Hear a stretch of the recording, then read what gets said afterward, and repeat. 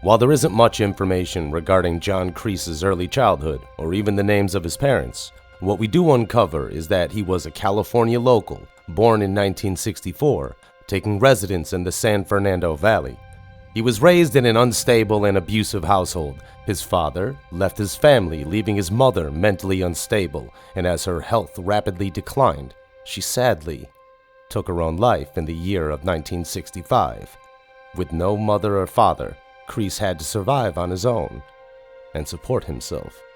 Due to the era, mental health issues were not as understood as they are today. The suicide of Kreese's mother made him an easy target for others, as he was labeled a freak and constantly bullied by his peers. At a point in time not mentioned by the series itself, Kreese finds employment as a busboy, working at a local diner attempting to earn a living. This moment in Kreese's life is worth paying attention to, for it is not merely a job to sustain himself. This is the moment where he and the viewer are introduced to the love of his life, Betsy. It isn't the happiest moment for Kreese either. Alongside Betsy is her at-the-time boyfriend David and another unnamed associate, who walk into the diner and roughly bump past Kreese as they sit down at a nearby booth. Kreese, composing himself, continues to do his job and provides them silverware. This is where the trouble begins, where Kreese catches eyes with Betsy, showing a romantic spark between the two. David, being unhappy about this development, has a brief altercation with Kreese, quietly apologizing before he goes back to work. Moments after this incident, another important detail about Kreese's time in the military is highlighted. A military officer then approaches David and his friend, speaking to them about joining the army. David and his friend pretend to listen and take the pamphlet the officer handed to them, later crumpling up the pamphlet and throwing it aside, laughing and mocking the active duty serviceman. We see Kreese pick up the pamphlet and begin reading it before being sharply interrupted by his boss, yelling at him to get back to work. Kreese, stuffing the pamphlet away for safekeeping, is tripped by David, spilling the bin of dirty dishes he was bussing from another customer's table. David and his friend begin to mock and harass Kreese, calling him a freak because his mother's mental illness and eventual suicide.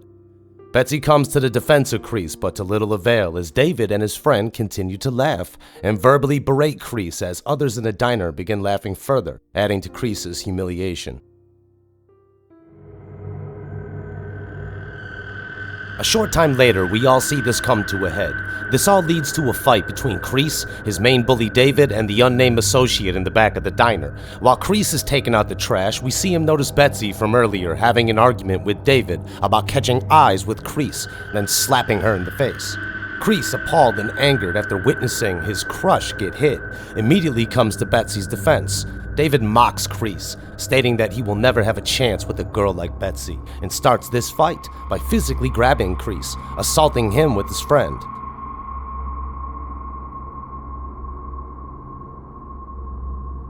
While outnumbered, Kreese quickly overtakes them, leaving the two men battered and crumpled. Kreese closes this fight by stating to David that he had been fighting bullies all his life, and he is not scared of them.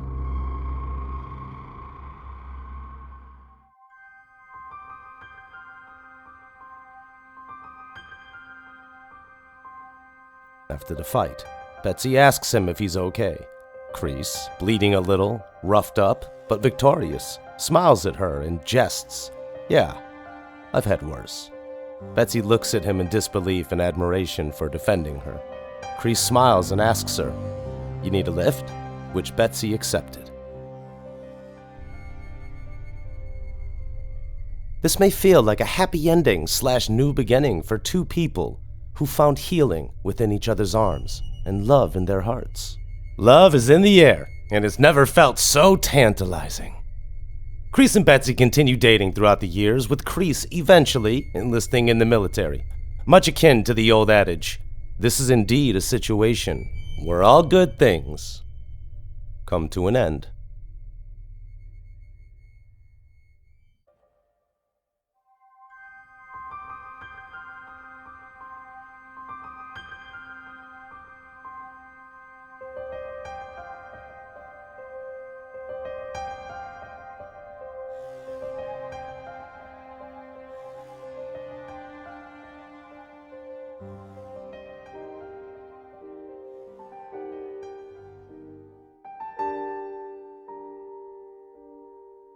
The year is 1968, and John Kreese, completing his basic and advanced training, had already served multiple combat tours throughout the Vietnam War.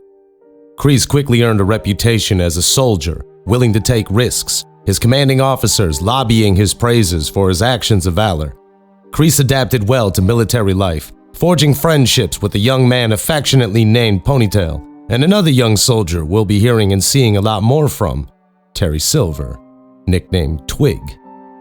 After receiving a photograph of his beloved Betsy, he is summoned into the commander's tent by Captain Turner. Turner explains he is creating a special task force that would be doing blacklisted missions across the northern section of Vietnam. When asked who Kreese thinks should join Turner and himself in the special operations, he recommends Silver and Ponytail as the appropriate choices.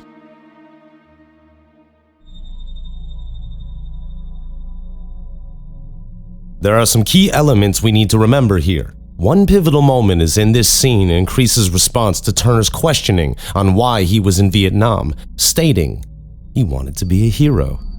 Let's remember this piece of information, as it is important in the entire history of Kreese.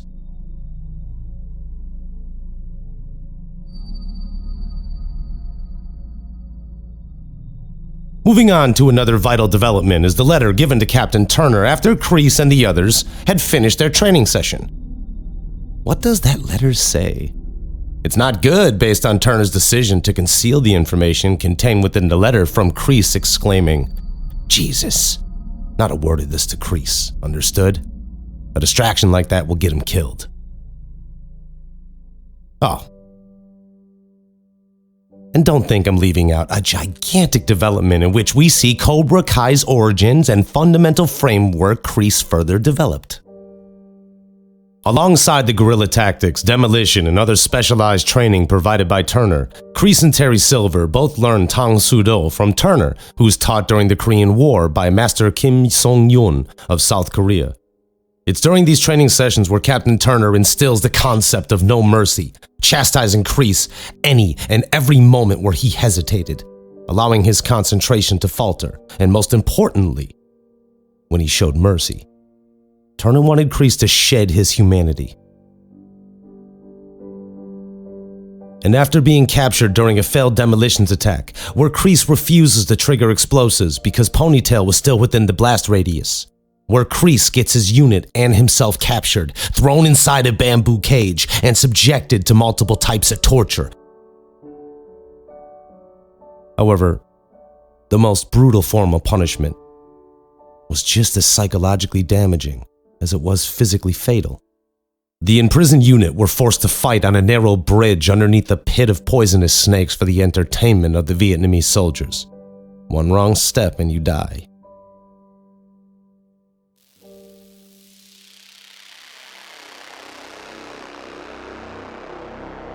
If you survive, you live with the knowledge every breath you take is because you stole another's from their lungs. You remain alive and given the freedom and pursuit toward anything you deem worthy, while another lays rotten, abandoned, and digested within the bowels of a feral serpent.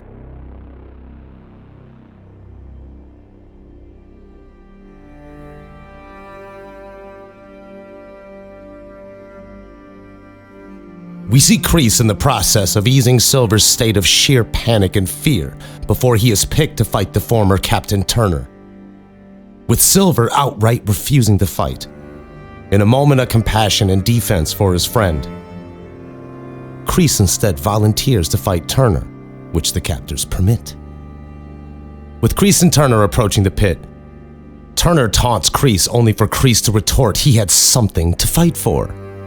Now hold on a moment. Remember that letter intercepted by Turner we noticed earlier? That's right. Turner reveals to Kreese his girlfriend Betsy was killed in a fatal car accident, leaving him stricken with grief. Shocked at losing the only woman he had ever found happiness with, he fell to his knees but was quickly forced onto the narrow platform. With Kreese rattled by the revelation of his girlfriend's death, Turner takes control of the fight and again mockingly tells Kreese about his weakness, and this was kill or be killed. Kreese inevitably defeats Turner by stabbing him in the leg with a broken piece of bamboo, eventually kicking him in the face, leaving Turner hanging off the platform. In the same moment, the American military support arrives, rescuing the trapped unit.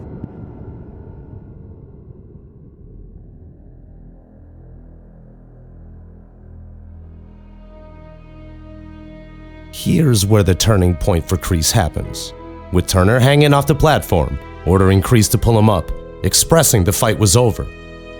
Kreese takes a moment staring down at his former commander, clinging for dear life, and firmly responded, "I won't make that mistake again. No mercy." Stomping on Turner's hand, sending him screaming to his death.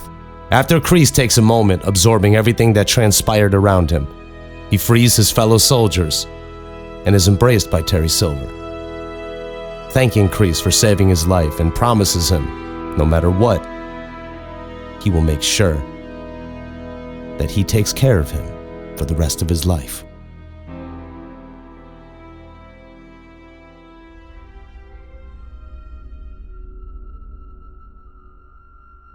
Say hello to John Kreese. Not the Kreese who was a small boy raised in an unstable, abusive, and broken household. Not the Kreese who was a young, bullied man working a diner where he first discovered what happiness and hope could feel like. No. My friends, this is the birth of the John Kreese we know from the Karate Kid franchise and Cobra Kai TV show. This John Kreese, who shed his humanity in the jungles of Vietnam after losing the only woman he ever loved. Who shows no mercy. This is John Kreese, the man who created Cobra Kai, the way of the fist.